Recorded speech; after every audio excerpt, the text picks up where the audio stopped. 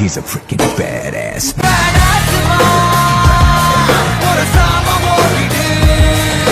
Welcome back to VRT commentary rockstars. இன்னைக்கு நம்ம பார்க்க போறது Boruto 2 blue vortex manga chapter 2 chapter 4. சரி, ஓகே, ஓவரா பேசாம அப்படியே உள்ள போயிடலாம். Wake up to reality. Uchiha Sasuke. 俺は波風湊。内葉イタチ。渦巻ナルト。内葉マドラだ。 Nothing ever goes as planned in this accursed world. Open பண்ணா போன சாப்டர்ல பொருட்டோ கோடுக்கு தெரியாமலே ஒரு தவளை அனுப்பிச்சு டென்டெயில்ஸ் எங்க இருக்குன்னு கண்டுபிடிச்சிருப்பான்ல. கோடுக்கு வந்து பொருட்டோ சொன்னதெல்லாம் ஞாபகம் வரும். அதாவது பொருட்டோ வந்து நீ இப்படி டென்டெயில்ஸ் பண்ணதால எதிர்காலத்துக்கு ரொம்ப மோசமான விளைவுகளா ஏற்பட போது சொல்லியிருப்பான்ல. அதை அப்படியே யோசிச்சு பார்த்துட்டு இருப்பான். பொருட்டோ வந்து கோட ஸ்பை பண்ண வச்சிருப்பான்ல ஒரு ஃப்ராக். அந்த ஃப்ராக் என்ன பண்ணா அதுகிட்ட இருந்து என்னமோ ஒரு லீஃப் லேஜ் சிம்பிள் மாதிரி என்னது கீழே போடும். பொருட்டோ கிட்ட இருக்கிற தவளை என்ன சொல்லும், சீக்கிரம் பொருட்டோ, நமக்கு நேரம் இல்ல. அதுக்கு பொருட்டோவும் கொஞ்ச நேரம் சும்மா இருக்கியா, நான் இன்னும் எங்க தாத்தா அளவுக்கு இதை மாஸ்டர் பண்ணல. பொருட்டோ வந்து தவளை கிட்ட பேசிட்டு இருப்பான்ல. அதை பார்த்துட்டு கவாக்கி ஒண்ணுமே புரியல, இவன் யார்கிட்ட பேசிட்டு இருக்கானு. ஏன்னா அந்த தவளை ரொம்ப குட்டியாவும் இருக்கு, அந்த காலருக்குள்ள ஒளிஞ்சிட்டு இருக்கு. அதுக்கப்புறம் பொருட்டோ ஃபிளைங் தண்டர் கார்டை யூஸ் பண்ணி அப்படியே கோடு இருக்க இடத்துக்கு வந்துருவான். இவன் எப்பறம் வந்தானு கோடெல்லாம் அப்படியே ஆச்சரியமா பாப்பான். பொருட்டோவும் டென்டெயில்ஸ் இருக்கிற ஹோட்டல்ல பார்த்தா டென்டெயில்ஸே அங்க இல்ல.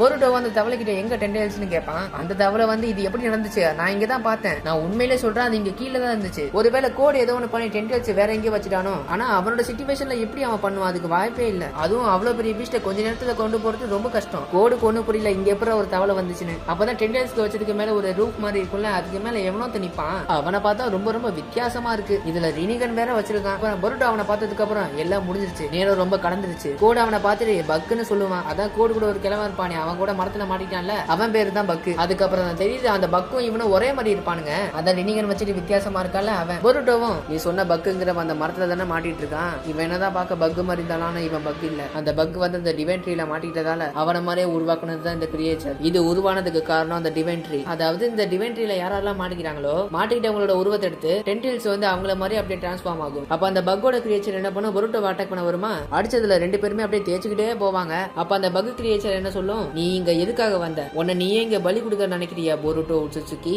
அப்ப பொருட்டோ ஒரு ஆன்சனை பண்ணி லைட்னிங் ரிலீஸ் பண்ணுவான். அது ஷாக் அடிச்ச காக்கா மாதிரி அப்படியே தெரிச்சு போகும். அதுக்கப்புறம் அந்த பக் கிரியேச்சர் வந்து அந்த கையை வந்து டைனோசர் வாய் மாதிரி ஆக்கி பொருட்டோவை அட்டாக் பண்ண வரும். ஆனா பொருட்டோ ஃபிளைங் தண்டர் கார்டை யூஸ் பண்ணி அதுகிட்ட இருந்து தப்பிச்சிருவானா. பொருட்டோ யூஸ் பண்ண சுச்சுவை பார்த்துட்டு அது கடுப்பேற்ற சுச்சுவால இருக்கு அப்படின்னு சொல்லுது. கோடும் இது எப்படி இந்த மாதிரி ஆச்சு, இப்பவே என்கிட்ட சொல்லுன்னு கத்துன்னு கத்துவான். கத்துனதோட முடியாம அப்படியே கீழே விழுவான். ஏன்னா அந்த உசிகோ இன்னும் அவன் உடம்புல தானே இருக்கு. பொருட்டோவை கோடு உடம்புல இருக்கிற உசிகோவை ரிலீஸ் பண்ணிடுவான். பொருட்டோவை கோடு கிட்ட, நான் அந்த உசிகோவை ரிலீஸ் பண்ணிட்டேன், சண்டை போட தயாராரு, நீ சாக கூடாதுன்னு நினைச்சனா எனக்கு உதவி பண்ணு, பேசுறதுக்குலாம் இப்ப நேரம் இல்ல. கோடு டென்டெயில்ஸ் எப்படி இந்த மாதிரி மாறிச்சு, அதுக்கு என்ன ஆச்சுன்னு கேட்பான். நான் உங்ககிட்ட ஏற்கனவே சொன்னேன், அந்த டிவைன் ட்ரீக்குள்ள பக் மாட்டிட்டதால தான் டென்டெயில்ஸ் வந்து இப்படி ஆகிருக்குன்னு. இந்த மாதிரி பக்குக்கு மட்டும் ஒன்னும் ஆகல, நிறைய பேர் அந்த மாதிரி மரத்துல மாட்டிட்டு இருக்காங்க. அப்ப திடீர்னு ஒருத்த சாக்கரான்னு எவனோத்த மேல மிதந்துட்டு இருப்பான். எல்லா உலகத்தோட வாழ்க்கையும் எப்பவுமே அழிவுதான். ஒரு டிமெண்ட்ரி மட்டும் அந்த உலகத்துக்கு வந்துச்சுன்னா அது அந்த உலகத்துல இருக்கிற எல்லா சாக்கராவே உறிஞ்செடுக்கும். உயிரோட இருக்கிறதுங்க கிட்ட கூட சாக்கரா இழுக்கும். அப்படி எல்லா சாக்கராவும் ஒன்னா சேர்ந்துச்சுன்னா அந்த மரத்துல ஒரு பழம் உருவாகும். அதுதான் சாக்கரா ஃப்ரூட். சொல்ல போனா அதுதான் எங்களோட உண்மையான நோக்கமே. ஆனா கோடு உனக்கு தான் ரொம்ப நன்றி சொல்லணும், நீ பண்ண வேலையால தான் எங்களால இப்படி உருமாற முடிஞ்சுது. அதாவது கோடு வந்து டென்டெயில்ஸோட சாக்கராவை பாட்டா எடுத்து ஒரு உருவமா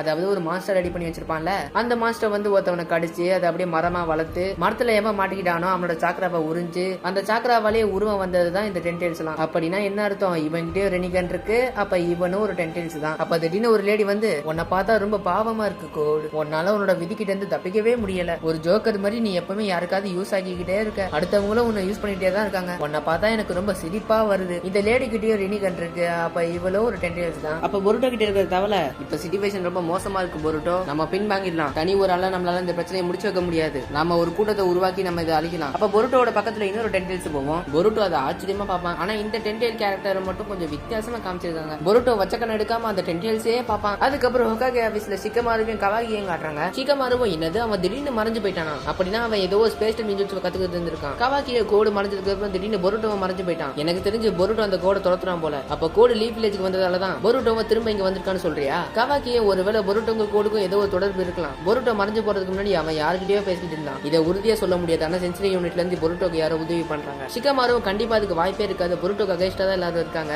அதனால சென்சரி யூனிட்ல ஸ்பை இருக்க வாய்ப்பே இல்ல. அப்ப சாரடா ஒரு என்ட்ரியை கொடுத்து இத பத்தி இன்னுமா யோசிக்கிறீங்க, கோடு லீஃப் வில்லேஜ் அட்டாக் பண்ணா அதை தெரிஞ்சுக்கிட்டு பொருட்டோ நம்மள காப்பாத்த வந்தான். ஒருவேளை அவன் ஏடா கிட்ட கூட பேசிருக்கலாம். அதனால ஏடா கிட்ட போய் ஒரு வாட்டி கேட்டு பாருங்க. கவாக்கியும் கண்டிப்பா அப்படி இருக்காது சாரடா. பொருட்டோ இப்ப ஒரு ஒட்டுச்சுக்கி. அவனோட இலக்கு என்னவா இருந்தாலும் சரி, அவன் ஒரு ஒட்டுச்சுக்கின்றதால அவன் கண்டிப்பா செத்தே ஆகணும். சாரடாவும் அப்ப அப்படி பார்த்தா நீ கூட தான் ஒரு ஒட்டுச்சுக்கி. அப்ப ஒன்ன போட்டு தெளிவா. கவாக்கி சாரடா கிட்ட போவான். என்ன லிப் டு லிப் கிஸ்ஸா அடிக்க போறான். இவ்வளவு தூரம் போறான் பாரு. சீ, இவ்வளவு கிட்ட போறான் பாரு. சரி ஓகே, கவாக்கியும் நான் ஒட்டுச்சுக்கியை கொலை பண்ற ஒரு ஒட்டுச்சுக்கி. என் சக்திகள் எப்பவுமே ஒட்டுச்சுக்கியை கொலை பண்ண மட்டும் தான் துடிக்கும். ஒருவேளை நான் எல்லாத்தையும் முடிச்சிட்டேன்னா நான் சந்தோஷமா நானே இங்க இருந்து போயிடுவேன். அது வரைக்கும் நான் இப்படிதான் இருப்பேன், இப்படிதான் பண்ணுவேன். என்ன உனக்கு புரிஞ்சுதா? சாரடாவும் நானும் மறுபடியும் சொல்றேன், நீ இப்படி பண்றதை நான் விட மாட்டேன். ஷிகமாரும் ரெண்டு பேரும் கொஞ்சம் பேசாம இருக்கீங்களா? இப்ப இங்க நான் தான் ஹோக்காகே. சரி, அந்த மரத்தை பத்தி சொல்லுங்க. அதுலயும் கிளாமாக்ஸ் எல்லாம் இருக்கா? கிளாமாக்ஸ் இருக்கிற எல்லா மரத்தையும் நம்ம லீஃப் வில்லேஜ்ல வைக்க போறோம்னா? சாரடாவும் எனக்கு சரியா தெரியல. ஆனா அந்த மரத்துல மாட்டிட்டவங்க எல்லாரும் உயிரோட தான் இருக்காங்க. இப்ப என் மண்டையில என்ன ஓடுதுன்னா, பொருட்டோக்கு இதை பத்தி என்னமோ உனக்கு தெரிஞ்சிருக்கு. ஷிகமாரும் அப்ப அதுக்காக தான் அவன் கோடு தேடி போறானா? டவுட் இல்ல, அவங்களுக்குள்ள கண்டிப்பா ஏதோ ஒரு விரோதம் இருக்கு. கோடு லீஃப் வில்லேஜை தாக்கும் போது நம்மளுக்கு உதவி பண்ற விதமா பொருட்டோ அப்ப வந்து கோடை டிஃபீட் பண்ணிட்டான். அதுக்கப்புறம் அந்த 4 டென்டெயில்ஸை காட்டுறாங்க. இந்த 4 டென்டெயில்ஸுமே அவங்களே ஷின்ஜுன்னு சொல்றாங்க. பொருட்டோ இன்னும் வச்சக்கர் எடுக்காம இன்னும் அந்த ஒட்டுச்சுக்கியே அந்த டென்டெயில்ஸையே பார்த்துட்டு இருப்பான். இன்னைக்கு ரொம்ப திக்குது. பொருட்டோ கிட்ட இருக்கிற தவளையும் இப்ப நீ என்ன பண்ண போற பொருட்டோ? நம்மளோட திடீர் தாக்குதல் எல்லாமே வீணாயிடுச்சு. நம்ம உடனே இந்த இடத்த விட்டு போயாகணும். அதுக்கப்புறம் திடீர்னு ஒரு கிளாமருக்கு வழியா அந்த வித்தியாசமா இருக்கும்ல, அதான் பொருட்டோ கூட வச்சக்கர் எடுக்காம பார்த்தனே ஒரு டென்டெயில்ஸ். அது பட்டுன்னு அட்டாக் பண்ண வரும். அட்டாக் பண்ண வந்து திடீர்னு சிடோரிய போடும். ஓ மை காட், இதுக்கு எப்படி தெரியும்? அதே டயத்துல பொருட்டோ ரசங்கன் எடுத்துக்கிட்டு 2 பேரும் சிடோரி ரசங்கன் ஒன்னா அடிச்சுப்பானுங்க. பயங்கரமான பிளாஸ்ட் அங்க ஏற்படும். அதுக்கப்புறம் பக்கோட டென்டெயில்ஸ் அட்டாக் பண்ண வரும். பொருட்டோ கத்தியை வச்சு ஆட்ட காட்டலான்னு பார்த்தா அந்த பக் டென்டெயில்ஸ் வந்து அதோட கையை வச்சு அந்த கத்தியை பிடிச்சிடும். பிடிச்சது கத்தியை மட்டும் பிடிக்காம அது கூடவே அப்படியே ஒரு ஜெல்லி மாதிரி சேர்ந்து பொருட்டோவை ஃபுல்லா பிடிச்சி ஒரு கல்லா மாறிடும். அப்ப அந்த டென்டெயில்ஸ் பொம்பளை வேற வருவா. பொருட்டோவும் கோட பார்த்து, கோடு எனக்கு கை கொடு, இல்லனா இவங்க கிட்ட நீ கூட செத்துருவ. அதுக்கப்புறம் தான் கோடு அவன் புத்தியை காட்டுவான். இதை பார்த்தா அவங்க உன்னை கண்டிப்பா கொண்டுருவாங்க. நான் டென்டெயில்ஸ் வேற மாதிரி பண்ணதால இது கொஞ்சம் வேற மாதிரியா இருக்கு. ஆனாலும் பரவாயில்ல, எனக்கு இது உதவியா தான் இருக்கு. எப்படி பார்த்தாலும் நீ சாகுறதால எனக்கு ஒரு லாபம் தான். அதனால செத்து போ அப்படின்னு சொல்லிட்டு கூட அப்படியே அந்த இடத்த விட்டு தப்பிச்சு போயிடுவான். பொருட்டோக்கெல்லாம் செம்ம காண்டாகும். பொருட்டோ கிட்ட இருக்கிற தவளையும் இதோட போதும் பொருட்டோ, நம்ம இந்த இடத்த விட்டு உடனே போயாகணும். ஒருவேளை நீ மட்டும் செத்துட்டா நம்ம பண்ணது எல்லாமே வேஸ்ட் ஆயிடும். இந்த உலகத்துக்கு எதிர்காலமே இல்லாம ஆயிடும். பொருட்டோவை ஃப்ளைங் தண்டர் கார்டு யூஸ் பண்ணி அந்த இடத்த விட்டே மறைஞ்சு போயிடுவான். அதுக்கப்புறம் இந்த 4 டென்டெயில்ஸோட பாஸ் மாதிரி இருக்கான் பாத்தீங்களா இவன். நீ ரொம்ப அதிர்ஷ்டமான ஒத்துச்சுக்கி பொருட்டோ. எங்க திட்டம் நடக்கணும்னா நீ கண்டிப்பா ஒரு நாள் செத்தே ஆகணும். கண்டிப்பா நாங்க ஒரு நாள் உனக்கு டிவைன் ட்ரீக்கு பலி கொடுப்போம். நீ முடிஞ்ச அளவுக்கு எங்க வேணா ஓடு. நீ என்னதான் பண்ணாலும் சரி, உன்னால கண்டிப்பா உன்னோட விதிக்கிட்ட இருந்து உன்னால தப்பிக்கவே முடியாது. பொருட்டோவோ ஒரு மடத்துல சாஞ்சி உட்காந்துக்கிட்டு சாஸ்கை கொடுத்தாலும் ஒரு ஹெட் பேண்ட், அந்த ஹெட் பேண்டை பாத்துட்டு இருப்பான். அப்ப திடீர்னு யாரோ ஒருத்தர் என்ட்ரி கொடுத்து, என்னப்பா நீ பண்றத பார்த்தா நீயே இந்த உலகத்தை அழிச்சிருவ போல, மறுபடியும் அந்த மாதிரி அவசரப்படாத பொருட்டோ, என்ன மன்னிச்சிடுங்க, நான் கொஞ்சம் பேனிக் ஆயிட்டேன். அந்த என்ட்ரி கொடுத்த ஆளு யாருன்னு பார்த்தா கோஜி காஷ்னு. நான் ஒன்னு சமாதானப்படுத்த வரல. ஆனா நான் ஒன்னு சொல்றேன், இப்படி நடக்க கண்டிப்பா நிறைய வாய்ப்பு இருக்குதான். நடந்ததை மாத்த முடியாது. என்னதான் நடந்தாலும் நம்ம கண்டிப்பா திரும்ப சண்டை போட்டே ஆகணும். பொருட்டோவும் அந்த மரத்தை பார்த்து, என்ன மன்னிச்சிடுங்க, நீங்க இன்னும் கொஞ்ச நாள் இதுல இருந்துதான் ஆகணும்னு நினைக்கிறேன், என்ன மன்னிச்சிடுங்க சாஸ்கே. அதுக்கப்புறம் பார்த்தா தான் தெரியுது நம்ம சாஸ்கே அந்த மரத்துல மாட்டிக்கிட்டு இருக்கான். என் தலைவனை என்னடா பண்ணி வச்சிருக்கீங்க? சரி ஓகே, இதோட இந்த சாப்டர் 4 முடிஞ்சது. இதுக்கப்புறம் அடுத்த சாப்டர்ல பார்ப்போம். சாப்டர் 5 இன்னும் வரல, வந்தா தட்டி தூக்கிடுவான். சரி ஓகே, பை பாய்.